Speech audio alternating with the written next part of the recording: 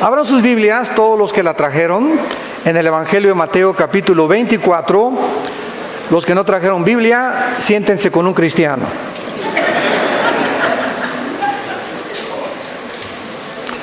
Venir a la iglesia sin Biblia es como ir a jugar fútbol sin pelota. Así que pues hay que venir, ¿verdad?, armados hasta los dientes con la palabra de Dios. En Mateo capítulo 24, versículo 32 al 35, que va a ser la base de nuestra conferencia, vamos a sentar una base única para recordar que si alguien puede preguntar ahorita en el mundo, ¿nos encontramos en la última generación o realmente estamos muy cerca ya del próximo evento profético que se titula el arrebatamiento de la iglesia? Cuando el último emperador de Rusia, Nicolás, le preguntó a un misionero cristiano: dígame usted una prueba de que Dios existe. Y este misionero simplemente escogió una palabra para demostrar la existencia de Dios. Y esta palabra es Israel. Israel. Y durante todo este tiempo, ¿verdad?, desde el 14 de mayo de 1948, que este año se cumplen 70 años del establecimiento libre, soberano, independiente de una nación que fue formada en un solo día. Este es el fenómeno más grande que existe de la sociología, de la historia, porque jamás en la historia una nación había renacido después de casi 2000 años de haber sido dispersados en el mundo entero, que pudieran haber regresado a su tierra, mantenido el lenguaje y el idioma y convertirse ahorita, 70 años después, en la nación que más aportaciones ha hecho al mundo en la tecnología. Si tú traes un UPS o traes un Way, ¿verdad?, lo inventaron los israelíes. Si tú conoces ahorita esa píldora que te puedes tomar sin que cause ningún daño e investigar todo tu sistema gastrointestinal para saber qué tienes dentro de tu estómago, lo inventaron los israelitas. El 65% de los premios Nobel han sido de judíos. Y la pregunta normal es: ¿qué acaso son superiores a los italianos, a los árabes, a los mexicanos, etcétera, etcétera? De ninguna manera. Simplemente cuando venimos a la Biblia encontramos que de todas las naciones que iban a poblar el mundo, ahorita somos aproximadamente 200 naciones, de acuerdo a las Naciones Unidas. Dios escoge a la nación más insignificante. Por ejemplo, en Sudamérica la nación más pequeña es Uruguay. Y Israel cabría más de 30 veces en Uruguay, para que tengan una idea de lo pequeña que es. Rodeada de más de 300 millones de multimillonarios árabes que están con todo el petróleo del mundo. Porque los árabes poseen el 65% de las reservas petroleras del mundo entero. Así que es increíble cómo puede haber escogido Dios un minúsculo lugar geográfico para que a través de este lugar geográfico, más que cualquier cosa del judaísmo, pudiera la atención del mundo, antes de que Cristo regrese en cualquier momento, concentrarse en los medios de comunicación, en los periódicos, en la televisión, en esta nación. Es increíble que hace algunos meses el presidente de Estados Unidos determinó que la embajada que tiene Estados Unidos en Tel Aviv sea movida a Jerusalén. ¿Por qué? Porque Israel es la única nación en el mundo que no se le ha permitido tener las embajadas en su mera capital y en su ciudad. Entonces, hay un fenómeno impresionante moviéndose, y ahora el 14 de mayo próximo, el mes que entra, un mes y medio que entra, se van a cumplir 70 años del establecimiento de la nación de Israel. Y hace 2000 años Jesucristo dijo estas palabras en Mateo 24, 32 al 35, como la señal más grande de todas las que hay para saber en qué tiempo de la historia nos encontramos. Y dice así: de la higuera aprendan la parábola. Cuando ya su rama está tierna y brotan las hojas, sabéis que el verano está cerca. Así también vosotros, cuando veáis todas estas cosas, conoced o sépanlo, que está cerca, a las puertas. De cierto les digo, no pasará esta generación hasta que todo esto acontezca. El cielo y la tierra pasarán, pero mis palabras no pasarán. Es interesante, vamos a regresar a Mateo 24, los primeros versículos, donde le hicieron 3 preguntas los judíos a Jesucristo, porque siempre el ser humano ha estado interesado, somos curiosos por naturaleza, por eso hay brujería, sesiones espiritistas, astrología. Siempre queremos saber, ¿verdad?, qué va a pasar, con quién me voy a casar, si me puedo comunicar con el espíritu de Cuauhtémoc, con mi mamá que se murió. Estamos tratando de penetrar la dimensión espiritual de alguna forma, estamos interesados, cualquier noticia del futuro nos comienza a perturbar, etcétera, etcétera, porque quisiéramos saber el futuro de alguna forma, por la curiosidad. Pero muchos de ustedes, si conocieran el futuro realmente, bíblicamente, yo les aseguro que no les gustaría conocerlo.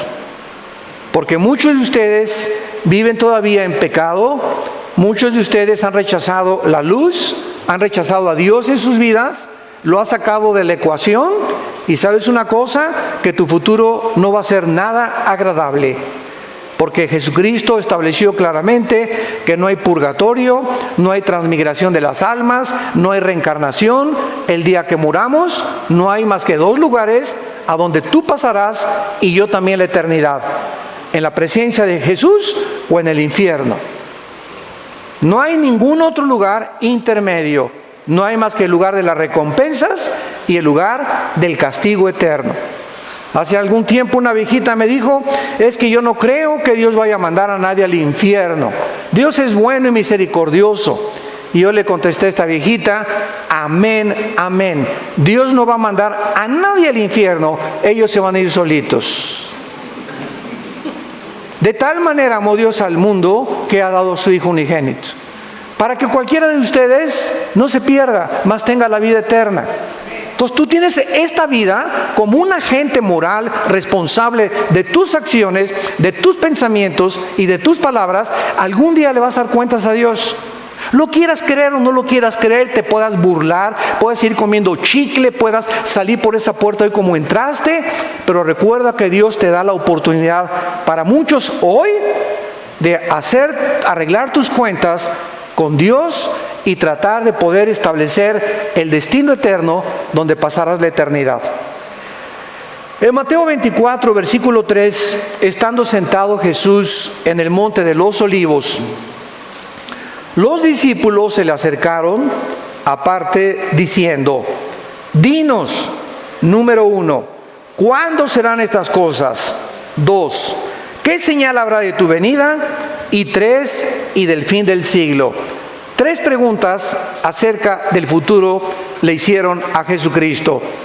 En aquel tiempo, cuando los discípulos le preguntaron a Cristo estas preguntas, la Biblia no estaba completa. No se había terminado hasta un siglo después, cuando murió el apóstol Juan a los 93 años. Entonces, los discípulos, cuando Jesús vino, estaban interesados en el reino. Porque todo el Antiguo Testamento, desde 2 de Samuel 7, Dios prometió que el reino no iba nunca a detenerse a través de David y de Salomón. Entonces, cuando Jesús viene, y comienza él a manifestar señales milagrosas. Los discípulos creyeron que era el reino que estaba profetizado en el Antiguo Testamento. Entonces, cuando Jesucristo, el día domingo de Ramos, que fueron 4 días antes de su muerte, de acuerdo a Éxodo capítulo 12, la cronología de la muerte de Cristo tenía que ser paralela al día de la Pascua que estaba establecido en Éxodo capítulo 2. Entonces, cuando Jesucristo entra a Jerusalén en un burrito, y todos los grandes conquistadores siempre llegaban en caballos blancos, con la diadema de la victoria, y porque eran los que habían triunfado. Y Jesús entra en un burrito y se baja del burrito y comienza a llorar enfrente de Jerusalén. Y entonces él pronuncia estas palabras: Jerusalén, Jerusalén, que matas a los profetas, ¿cuántas veces te quise reunir como la gallina a los pollitos y tú no quisiste? Qué lástima que no has conocido el tiempo de tu visitación. Entonces los discípulos comenzaron a alarmarse, porque dijeron: bueno, entonces ¿no eres tú el profeta que los profetas del Antiguo Testamento dijeron? ¿Que no veniste a liberarnos de Roma, del yugo de los romanos? Y cuando en el huerto de Getsemaní llega Judas con un grupo de soldados, que eran como 30 soldados, y preguntan: ¿quién es Jesús? Y él dice: yo soy. Y se van todos para atrás. Pedro saca la espada y dice: ya ven, éntrenle. A ver, éntrenle, aquí estamos junto con él. Y Pedro y los discípulos habían visto a Jesús detener el aire, detener el viento, la lluvia, resucitar a los muertos, sanar a los ciegos, sanar a los sordos, sacar demonios. Y de repente ese héroe que habían comenzado a adorar y a servir, pone sus manos así para que los romanos lo esposen y se lo lleven como un cordero directo al matadero. Todos los discípulos comienzan a preguntarse: no entendemos qué está pasando, eso no es esta persona. Y cuando comienzan a crucificarlo, todos los discípulos se esconden, menos María Magdalena, María, la madre de Jesucristo, y el apóstol Juan, que son los únicos que permanecieron en la cruz. No es hasta que Cristo resucita a los 3 días que se les comienza a aparecer, 1 Corintios 15, a más de 500 personas. Y comienzan los discípulos a entender, porque Cristo les dice: ¿es que no oyeron ustedes lo que los salmos y los profetas hablaron de mí? ¿No leyeron Isaías 53, que el Salvador primero tenía que morir y después reinar? Se equivocaron en que ellos creyeron que primero tenía que reinar y después morir. Y era al revés. El Salvador tenía primero que morir y después recibir la corona. Entonces Jesucristo les contesta estas preguntas, y no es el orden cronológico en que las contesta. En el versículo 4 en adelante de Mateo 24. Respondiendo Jesús les dijo: miren que nadie los engañe. Número 1, Jesucristo profetiza que el engaño aumentaría de una forma impresionante en el mundo, política, religiosa, filosófica, místicamente, en todas las áreas del mundo. Vivimos un mundo lleno de mentiras.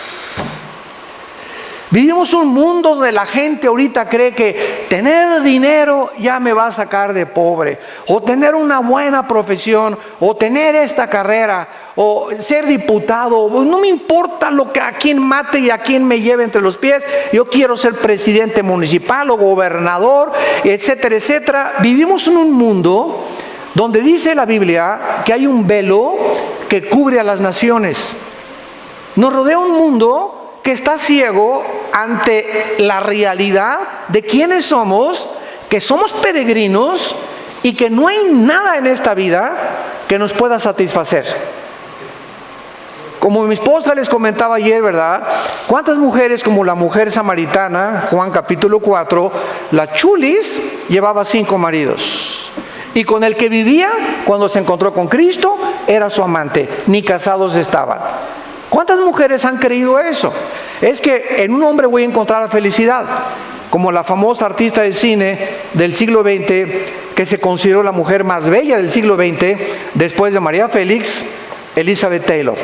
9 maridos, la chulis, se llevó y los enterró. Creyendo uno tras hombre, ¿y cuántos hombres lo mismo? ¿Cuántos hombres, verdad? Una mujer y otra, y siempre buscando y creyendo que vamos a encontrar al hombre perfecto, a la mujer perfecta, y que si ella persona no me hace feliz, pues busco a alguien que me haga feliz. Ahí está el ego centrado en el ser humano. Cuando tú te casas, por favor, nunca pongas como una motivación buscar a alguien que te haga feliz. Nos casamos para hacer feliz a la otra persona. Y cuando comiences a buscar la felicidad de la otra persona, como decía la Madre Teresa, cuando la entrevistaron en Nueva York, la Madre Teresa llegó de Calcuta, de la India. Ustedes saben que tenía un leprosario y le preguntaron a la Madre Teresa: oiga, ¿por qué usted no se queda aquí en Nueva York y le vamos a hacer un asilo grandísimo para todos sus leprosos, con aire acondicionado, con la tecnología del siglo XXI, etcétera, etcétera? ¿Qué no busca usted comodidades y no busca usted para que puedan realmente estar feliz? Y la Madre Teresa contestó: es que gracias me regreso con mis pobres allá a la India, porque he descubierto que la felicidad no está en buscarle a los demás, sino en buscar hacer feliz a los demás. Y ella dijo estas palabras que cimbraron a las Naciones Unidas. La persona más miserable que he conocido, dijo la Madre Teresa, la persona más miserable y más podrida que he conocido, son las personas que están buscando continuamente a otras personas para que los hagan felices, que los sirvan. Y Jesucristo lo dijo 2000 años antes que ella. El siervo, el verdadero hombre, el verdadero líder, no es el que busca que lo sirvan, sino el que sirve a los demás. Y nosotros se los hemos dicho a todos los pastores en toda la vida que Dios nos ha concedido. Nosotros los pastores no nos pongan en una plataforma, ni nos idolatren, ni somos la gran cosa. Nosotros los pastores estamos para lavarle los pies a ustedes. Somos los siervos de ustedes. Estamos para servirlos. Muchas veces me llegan: ¿le cargo su portafolio, hermano? Les contesto: no estoy manco. Le doy y damos gracias por el espíritu de servicio, que hay mucha gente, ¿no? Pero es que nosotros tenemos que dar el ejemplo del servicio. Nosotros somos los que estamos siguiendo a Jesús para servir a los demás. Y no convertirnos en la primadona, ¿verdad? Con 3 o 4 guardaespaldas y a ver, y esto y el otro, ya no saludan a la gente, ni mucho menos. Y no es esa la forma en la que el cristiano debe de manifestar la verdadera humildad y la mansedumbre que Jesucristo nos enseñó. Entonces, este engaño está ahorita cubriendo el mundo entero. Y vean ustedes en las elecciones políticas, vean ustedes en las religiones ahorita, ¿quién es el mejor candidato? Y no estamos hablando solo de México, En Estados Unidos vean lo que pasó en Guatemala, lo que pasó en Sudamérica, lo que está pasando en Europa, en España, en Grecia, en el Medio Oriente. Estamos buscando un hombre, un Mesías, donde poner toda la esperanza en él o en ese partido para que pueda sacar al país de donde nos encontramos. Y la Biblia dice en Jeremías 17: maldito el hombre que confía en el hombre. Cuídate de no poner tu esperanza en ningún ser humano, porque todos somos imperfectos. No hay un sistema de gobierno perfecto. Como decía Winston Churchill, la democracia está entre los mejorcitos, pero ni la democracia es el mejor sistema de gobierno, como la historia lo ha demostrado. Entonces, cuidémonos de estar poniendo nuestras esperanzas en nadie más que en el Hijo de Dios. Él es nuestra esperanza, Él resucitó de los muertos, en Él está nuestra confianza. Hoy en la mañana el desayuno lo compartí yo con algunos hermanos en el hotel, y yo les decía, ¿verdad? Mira, no oremos por este partido aquí en México, en julio son las elecciones. Simplemente los cristianos no nos peleemos por qué partido somos. Nada más falta que nos agarremos del chongo por eso. No vale la pena. Mejor oremos y le digamos a Dios Padre Santo, no nos interesa a nosotros qué partido gana. Nos interesa que el partido que gane nos siga dando libertad para predicar tu palabra. Eso es lo que debemos orar. El que gane no es el Salvador. El que gane no va a ser el mejor tampoco. Simplemente nos interesa que esta libertad que hasta ahorita hemos mantenido en México, la podamos seguir teniendo, no importa con el partido que gane. Porque es lo que nos interesa, ganar las almas. Jesucristo a continuación les dijo, vendrán muchos en mi nombre, a muchos se engañarán. Y en el versículo 6 al versículo 8, Cristo dijo, ya como la señal de los últimos tiempos, oiréis de guerras y rumores de guerras. Miren que no se turben, porque es necesario que todo esto acontezca, pero aún no es el fin. Nos detenemos aquí. De acuerdo al Instituto para la Investigación de la Paz, en Suecia, Estocolmo, de los 6,000 años aproximados de historia que tenemos, han habido solamente 25 años de paz. En 6,000 años de historia, desde Adán hasta nuestros días, no estoy hablando de la edad de la Tierra.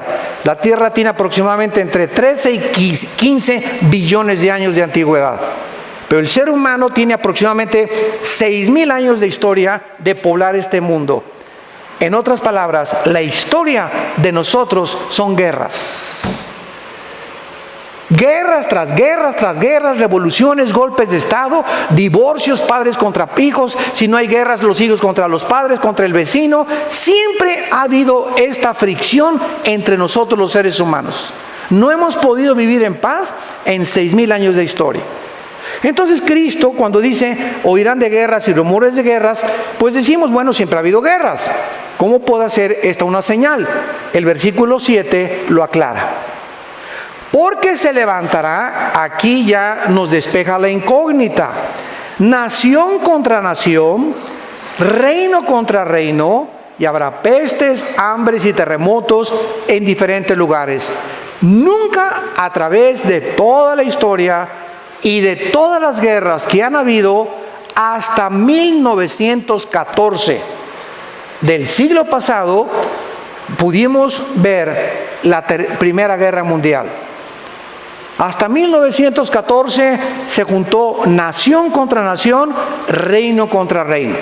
Siempre ha habido guerras, una nación contra otra, los asirios, los egipcios, los babilonios, los medos persas, que ahora es Irán, los griegos, los romanos. Siempre ha habido guerras. La guerra, esta simplemente el año pasado, el siglo pasado, la guerra del Golfo Pérsico que sacaron a Kuwait en 1990, la guerra de 1973 contra Israel, la guerra de los 6 días 1967, y así tenemos todo el siglo XX, ¿verdad? Después de las guerras mundiales, con rumores de guerras. Y ahorita nos encontramos, hoy en la mañana estaba viendo yo el CNN, las noticias, pues ya Irán amenazó a Israel que lo quiere bombardear. Trump no sabe si ir al Medio Oriente, va a mandar al vicepresidente porque hay una amenaza de una explosión nuclear. Y ahorita se están conociendo las intenciones de tu padrino Kim Jong. Ya sabes quién es, ¿verdad? El jefe de Corea del Norte. Es el tercero de su generación de una familia de desequilibrados mentales. Es un muchacho de 33 años que de alguna forma todos dicen, oye, ¿los viste que chocaron la mano Kim Jong con el presidente de Corea del Sur y ya no va a haber guerras, ya se van a desnuclearizar, ya no va a haber nada de nuclearización y van a hacer un pacto entre ellos y todo el mundo se va con el engaño y con la finta, por el amor de Dios, Virgen del Socorro? ¿Sabes lo que está sucediendo detrás de toda esta pantomima que vemos? ¿Sabes lo que está sucediendo? ¿Por qué se militarizó la frontera con Estados Unidos por el presidente Trump y ya mandaron a la Guardia Nacional? Aparentemente es que por los inmigrantes. Aparentemente es porque este señor ya no quiere mandar bombas nucleares. ¡No! Estamos ciegos. Todo es una pantomima, todo es una cortina de humo. Lo que este hombre lo que quiere hacer es lo siguiente: En Corea del Sur hay 36,000 soldados norteamericanos estacionados en Corea del Sur. Más de hace 25, 30 años que Estados Unidos mantiene esta cubierta de soldados por si Corea del Norte los ataca.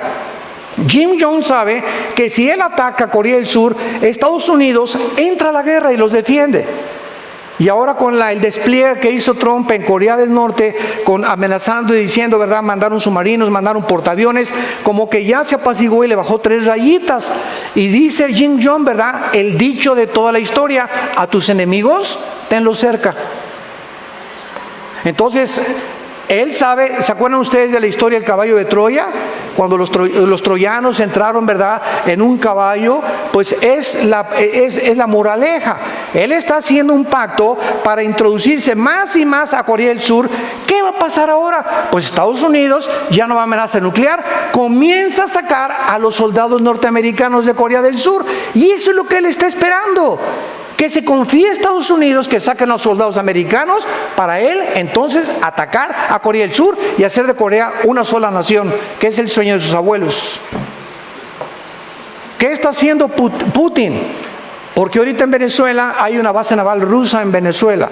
¿Por qué se unió Venezuela con Irán y con China y con Rusia y con Irán? ¿Por qué ahora el eje del mal está en el Medio Oriente y están teniendo como largavistas y como meta México y Sudamérica? ¿Por qué? Porque los rusos quieren entrar y quieren debilitar a Estados Unidos, pero en medio de todo este mare magnum y de todo lo que está pasando, ¿saben quién es el centro realmente del conflicto? Israel. Estados Unidos, desde 1945, que se constituyó en el poder más grande y en la supremacía política, económica y militar, ha defendido a Israel. Entonces, gracias a Dios, ¿verdad?, que hasta ahorita Israel ha sobrevivido. Es un milagro la sobrevivencia de Israel. Los árabes saben que si Estados Unidos se debilita, ¿por qué creen que fue el ataque a las Torres Gemelas? No fue contra Estados Unidos. Están comenzando a debilitar a Estados Unidos, porque si Estados Unidos decae, como ya está decayendo, y el dólar está en 18, subió la gasolina ya en Estados Unidos, ahorita es un mare magnum en la Casa Blanca, etcétera, etcétera, una bola de líos por aquí y por allá. Cuando se debilita Estados Unidos, Israel queda sola. Y de acuerdo a la profecía de Zacarías, apúntalo, capítulo 12, versículos 2 y 3, y Jerusalén se va a convertir en la manzana de la discordia del mundo, y va a ser Jerusalén la razón donde se prenda la mecha de la próxima tercera guerra mundial. Entonces todo eso está enfrente de nuestros ojos. Decía un gran hombre de Dios, Dwight Pentecost: cuando vamos a un estadio y vemos que salta el América al campo y saltan las Chivas, claro que siempre gana el América, ¿verdad? Bueno, no nos peleemos por eso. Cuando saltan los dos equipos, sabemos que el partido va a comenzar. O el Barcelona y el Real Madrid, aunque siempre gana el Barcelona también. Bueno, cuando saltan los jugadores, sabemos que el partido ya va a comenzar. Entonces dijo Pentecoste, este hombre de Dios, este teólogo del Seminario Teológico de Dallas, que cuando veamos a los protagonistas que este libro, que se llama la Biblia, nos menciona que ocuparían el protagonismo y los encabezados del mundo, como son Rusia, Irán, Turquía, que se acaba hace 2 semanas de unir a Rusia y a Irán para hacer un triunvirato con las naciones musulmanas, sabemos que el partido va a comenzar. O sea, los jugadores, los protagonistas, las naciones que hace 2500 años los profetas hebreos profetizaron que tomarían participación en la última guerra del mundo, ya están delante de nosotros. Y Jesús nos lo dijo para que cuando suceda no se espanten, para que se preparen, para que levanten erguid vuestras cabezas, para que tomemos en serio a Dios, que estamos más cerca de lo que nos imaginamos y que el tiempo se nos acabó. Es hora de ganar las almas, es hora de santificarte, es hora de serle fiel a tu esposa, de serle fiel a tu esposo, es hora de que entendamos que el tesoro más grande que Dios nos ha dado es la familia. Es la familia, el tesoro más grande que Dios nos ha dado. Y las familias somos el centro y la base de la sociedad. Es hora ya de dejar de jugar a Dios y al cristiano. Es hora que tomes en cuenta a Dios y que te pongas serio con Dios. Y que seas un estudiante de la Biblia, un discípulo de Jesucristo. Y que de verdaderamente podamos entender que sin santidad nadie verá a Dios. Ahora bien, en Mateo 24 que acabamos de leer, después de todas estas señales, pestes, hambres, terremotos, de acuerdo al Instituto de Sismología en Boulder, Colorado, siempre ha habido terremotos, siempre ha habido huracanes, siempre ha habido tornados, siempre ha habido tsunamis, pero no desde 1976. Hace 35, 40 años, que están, y más en el siglo XXI, nunca había habido tantos ataques de la naturaleza contra nosotros. Parece que vivimos un mundo donde la naturaleza se ha vuelto nuestro enemigo. Y lo voy a explicar por qué. Esto es bíblico también. Nunca ha habido los tornados que ahorita hay, nunca han convergido incendios, inundaciones, terremotos, tornados, tsunamis, como en los últimos 25 años.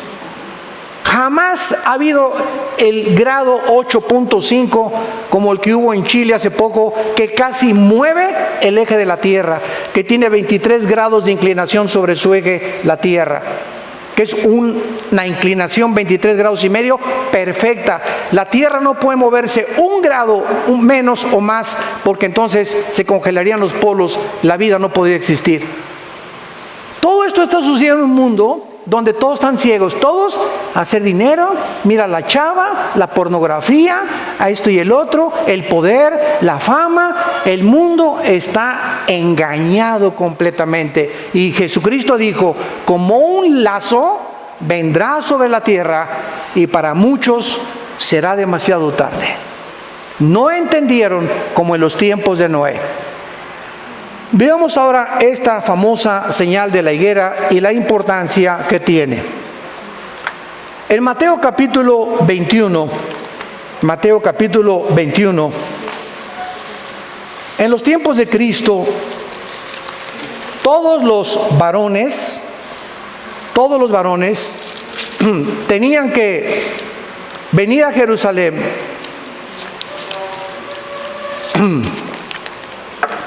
Tenía que venir a Jerusalén 3 veces al año a la fiesta de la Pascua y a celebrar las fiestas de Israel. Y todos venían a través de Jericó. Y en el camino, cuando venían los peregrinos hacia Jerusalén, había una higuera muy famosa. Ya saben ustedes que la higuera es la que produce higos. Y Jesucristo y los discípulos habían pasado por esa higuera durante mucho tiempo también.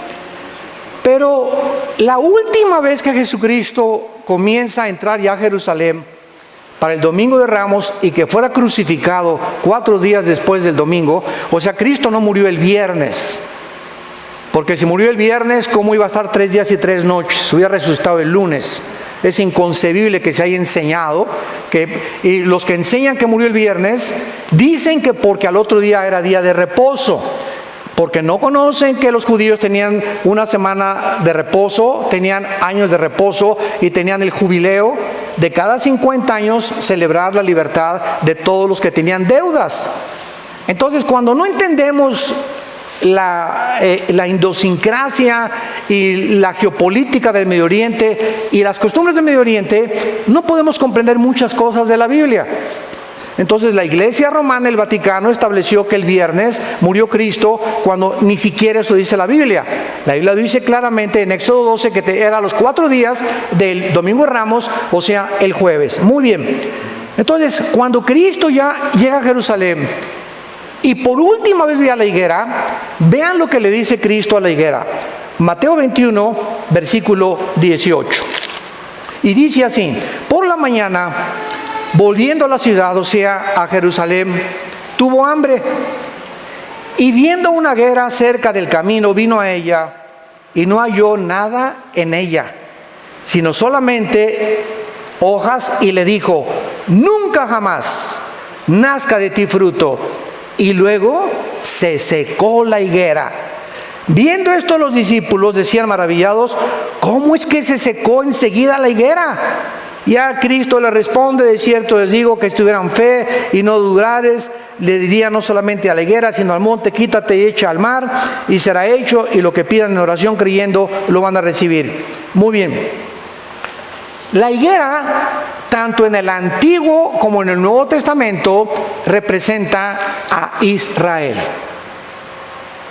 La higuera es el árbol que representa a Israel. Cuando Jesús quiso comenzar a ilustrar las parábolas, ¿qué usó? Semillas, que es la palabra; la tierra, que es el corazón del hombre; los árboles, que son los seres humanos. Usó los ejemplos de la naturaleza para que hasta un granjero y la persona menos culta pudiera entender el lenguaje, teniendo a Cristo, de lo que Él quería decir acerca de las verdades escondidas en lenguaje humano que se encuentran en el cielo. Entonces, Israel es la higuera, como lo vamos a ver. Y cuando Jesucristo llega a Jerusalén, así como la higuera no daba fruto, no era la higuera la que Dios quería maldecir, era una profecía que Dios estaba esperando fruto en Israel. A lo suyo vino y los suyos le rechazaron. Entonces, como llegó y buscó fruto en Israel, Israel quedó bajo una maldición. Y esta maldición cayó sobre Israel 70 años después de que Cristo murió, cuando el general Tito, romano, hijo del emperador romano Vespasiano, llega a Jerusalén en el año 70 después de Cristo y no deja piedra sobre piedra. La profecía que Jesús había dicho 70 años después se cumplía 70 años. Y después hubo otro levantamiento en el año 120 por Bar Kokhba, otro judío líder, que fue aplastado completamente. Y desde el año 70 después de Cristo hasta 1948, Israel se quedó sin tierra, sin gobierno, sin tabernáculo, sin lugar santo, sin altar, sin ninguna cosa que participaban los sacerdotes hasta 1948. Entonces, vemos nosotros que esta maldición era realmente una indirecta a la nación de Israel. Y solo cuando regresaron comenzaron las lluvias hasta 1948. ¿Lo pueden ustedes creer? Que casi en 2000 años no llovió. Y cuando regresan a 1948, a los 2 días comienza a llover. Impresionante. Cuando los judíos regresaron en el 48 a Israel, no había un solo árbol plantado. Uno solo. Era un desierto. Y los judíos haciendo la obra de la ingeniería hidráulica más portentosa del siglo XX, de 1948 a 1950, en 2 años, plantaron más de 6 millones de árboles. Irrigaron milagrosamente la tierra. Ahorita vas a Israel y vuelas, y siempre yo he dicho, ¿verdad?, que es como cruzar Estados Unidos a México. Cada vez que mi esposa salimos de Estados Unidos, pasas de México a Estados Unidos en avión, y México todo seco, todo podrido, basureros, y llega a Estados Unidos todo verde, todo próspero, y entonces viene la envidia, y son los ricos, no, espérame tantito, no es por ahí. Esa es la teología, ¿verdad?, falsa del comunismo, que si los ricos se les quita el dinero y se les da a los pobres y hay una repartición igualitaria del dinero, entonces ya el mundo va a vivir perfectamente bien. ¿Sabes una cosa? Esa es la mentira y la farsa más grande que puede haber. ¿Por qué Estados Unidos ha prosperado? ¿Por qué Estados Unidos fue la nación más grande, económica, mejor vestida? Todo mundo quiere irse a Estados Unidos a trabajar. Nadie quiere venirse a México a trabajar. Nadie quiere irse a Rusia a trabajar. Nadie quiere irse a España a trabajar. ¿Por qué es Estados Unidos? Simplemente porque Estados Unidos, después de Israel, es la única nación en el mundo fundada con la Biblia. 1625, los pioneros huyen de Inglaterra, perseguidos por el Vaticano, porque se convirtieron a Cristo y renuncian al catolicismo. Y fundan en 1625 en el estado de Virginia, en Rhode Island, la primera ciudad, y desde que llegan los misioneros aquí a Estados Unidos, lo único que usan es la Biblia. Y hasta este momento, en cualquier tribunal de justicia de Estados Unidos, no juran sobre el Corán, no juran sobre el Tripitaka de Buda, no juran sobre el libro de los Vedas de los persas, todos juran sobre la Biblia. Esto es verdad y nada más que la verdad, y a la verdad me someto. Es el juramento que hacen todos. Y cuando ponen su mano sobre la Biblia, hay de aquellos que sean agarrados en perjurio, como agarraron al presidente Clinton cuando negó que había tenido relaciones con la muchacha esta y casi pierde su presidencia. Entonces, ¿y aquí a México quiénes llegaron? Virgen de todas las vírgenes. Aquí a México no llegó el evangelio, llegó, ¿verdad?, una religión nada más. Se mezclaron con los indígenas, hubo un sincretismo entre brujería, religión y paganismo. Y pasaron muchos años, hasta 1895, en el siglo XIX, los primeros misioneros que llegaron a México comenzaron a poblar Tabasco y Guerrero y los mataron. Fueron misioneros presbiterianos. Escuchen esto, y hasta 1975-80, en la República Mexicana, la clase media alta comenzó a ser ganada con el evangelio. En 1980 tú decías soy pastor y te decían ¿dónde están tus chivos? Nadie entendía lo que es ser un pastor. Y eran considerados personas iletradas, incultas. Oye, si tú eres pastor, pues ¿dónde están tus ovejitas? Y tú a Estados Unidos y un pastor es mejor que un ingeniero, mejor que un abogado, mejor que un licenciado, por el crédito que tienen, por la personalidad que manifiestan ellos y por el respeto que la gente les tiene.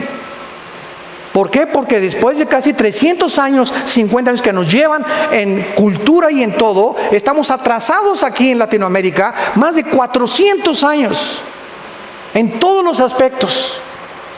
Y ahí nace la envidia, porque es lógico. Toda excelencia de obras, toda nación que prospere es la envidia de los demás. Cómprate un carro nuevo y te van a envidiar tus vecinos. Vístete china poblana y la que baila jarabe tapatío te va a envidiar también. Destaca o triunfa en la vida y tendrás un cúmulo de envidiosos que comiencen a hablar mal de ti. ¿Por qué? Porque no soportamos que alguien sea mejor y que alcance el éxito mejor que nosotros. Hay algo que me puso los pelos de punta hace poco cuando vi un artículo de las famosas que se consideran las muchachas más bellas del mundo, de Victoria's Secret, que es una marca para ropa de mujer. Y entonces sacaron la vida de ellas en la privacidad. Y los reporteros dijeron que es impresionante que entre estas muchachas, que son como 8 o 10, las que escogen supuestamente con las mejores caras y los mejores cuerpos del mundo, entre ellas se odian con odio jarocho. Es una envidia entre ellas mismas, quién es la más bonita. Y yo soy más bonita que tú. Y hasta le quiso poner algo en el café a la otra persona para que se durmiera y no se presentara al concurso. De la envidia que tienen entre ellas mismas. Entre los artistas, entre los deportistas, ¿cuántos odian al pobre de Messi, que es un jugador que se iba a quedar enano, que tiene autismo en 2º grado? Por eso cuando Messi entra al campo, no es como Ronaldo, ¿verdad?, que aquí papucho de papuchos, llega, no se fija en el público, o sea, está completamente aislado, así son los autistas, y él se enfoca en la pelota y durante los 90 minutos del partido no pone los ojos en nadie más que en la pelota, la sigue como si fuera como si hubiera en tercera dimensión, la tuviera aquí cerca. Los pases que da exactamente los da, pero a la mera bota de la persona, porque se concentra nada más en la pelota. Por eso es un mago del fútbol. Y así vemos nosotros que así hay cantidad de gente. ¿Y por qué lo odian? ¿Por qué lo critican? Por la envidia. Entonces, así pasa en la vida. Tenemos que entender la naturaleza humana. Entonces, vemos que Dios nos muestra claramente que esa es la razón por la cual Israel es odiada. Quiero decirle lo siguiente, a cualquier historiador que nos visite, nunca desde el 48 Israel ha comenzado ninguna guerra. Siempre las guerras que ha habido contra Israel es porque se han defendido. Los palestinos, la última vez que les mandaron bombas a Israel, desde los hospitales y desde las escuelas, pusieron los cañones para que cuando Israel contestara el fuego, ellos ante el público internacional dijeran, es que están matando a niños, cuando ellos mismos los estaban matando y los ponían de carne de cañón para desprestigiar. Y de todas las resoluciones de las Naciones Unidas, el 65% de las resoluciones de las Naciones Unidas han sido contra la nación de Israel. Y en penúltimo lugar, ¿por qué este odio? Escuchen esto y abran sus oídos. El odio que hay ahorita contra Israel es porque Israel va a establecer el reino milenial de Jesucristo en la tierra. Ahí es donde va, podríamos decir, aterrizar Jesucristo. Se va a parar Jesucristo en Zacarías 14, en el mero monte de los olivos donde fue crucificado. Se va a hacer un valle de norte a sur y de oriente a occidente.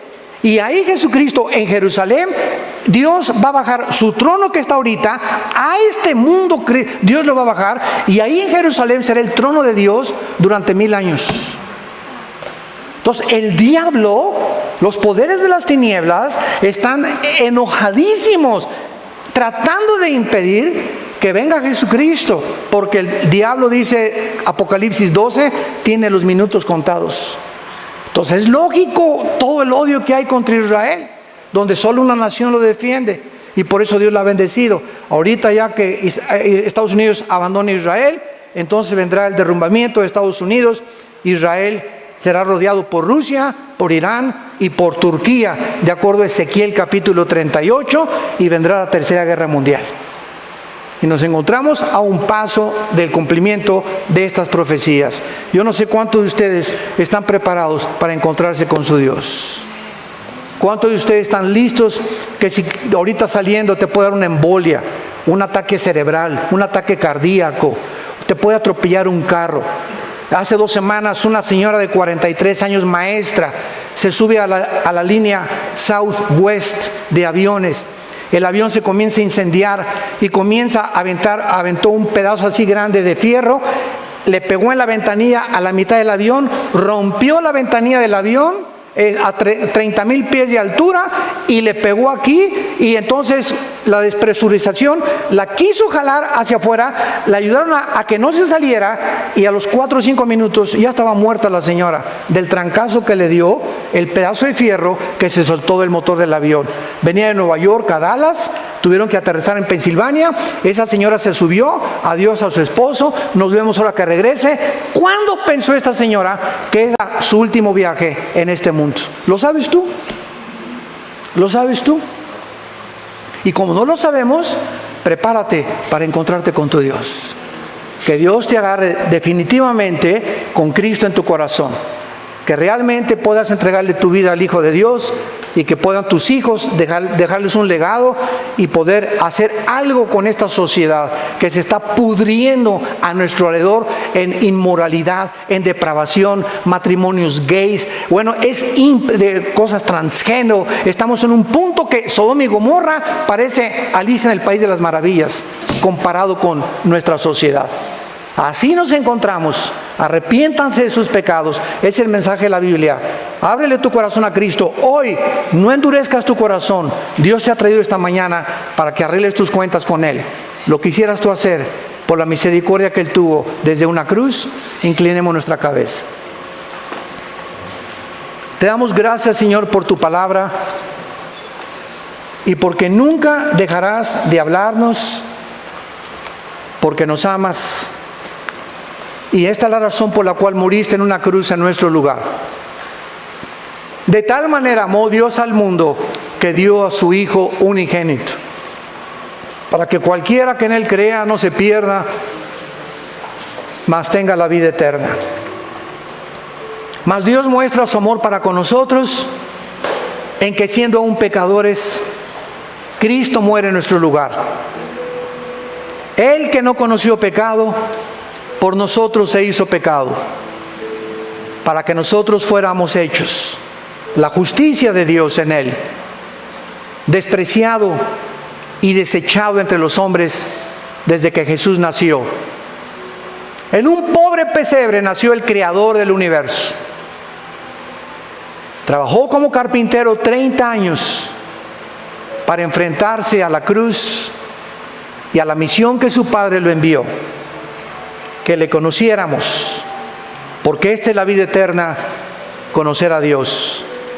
Y Jesús dijo: nadie conoce al Padre sino el Hijo, y a quien el Hijo lo quiera revelar, porque yo soy el camino, la verdad y la vida.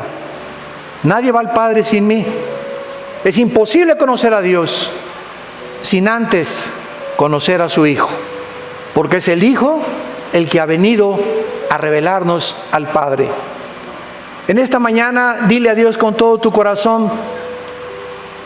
Si tú sabes en tu conciencia que no lo tienes y que este mensaje ha redarguido, te ha convencido que estás mal delante de Dios, que eres un pecador, condenado. Si mueres, estás condenado, condenada eternamente en el infierno.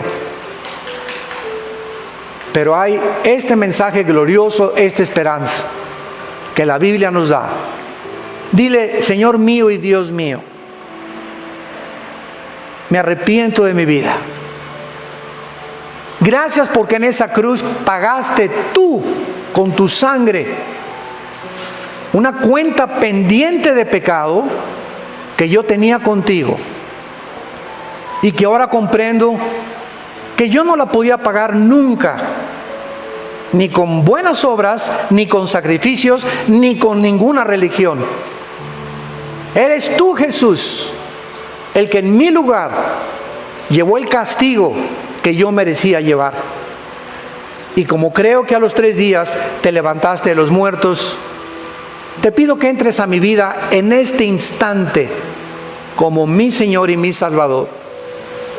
Dame el poder, en la corta vida que me queda, de conocerte, servirte, adorarte, vivir para ti, hablar de ti, mi familia, mis padres, a mis hijos, primos, compañeros de escuela, de trabajo, que el fin ha llegado, que se arrepientan y que vengan a la cruz.